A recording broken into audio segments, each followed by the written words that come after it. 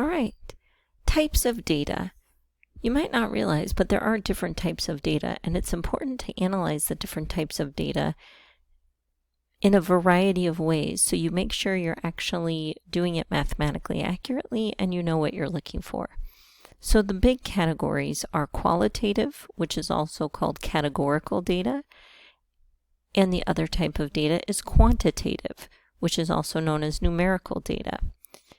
So a little brief info about them. Categorical or qualitative data is descriptive information, so it describes something. Some examples of that are eye color, gender, ethnicity, texture, color, things like that. Sometimes when you take a survey, these are called demographic questions.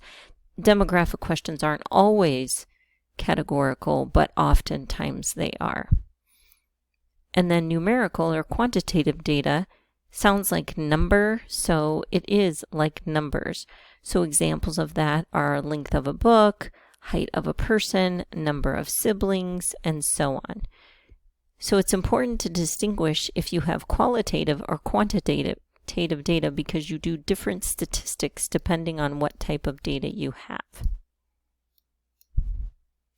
Within quantitative data, which is numerical data, we can look further and say, oh, it's either discrete data or continuous data.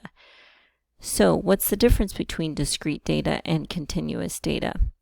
Discrete data can only take certain values, like whole numbers. For example, the number of people living in your household, how many siblings, how many pets, things like that.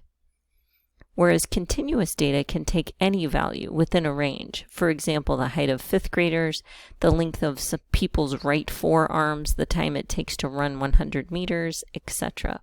An easy way to distinguish these two is discrete data is counted where continuous data is measured.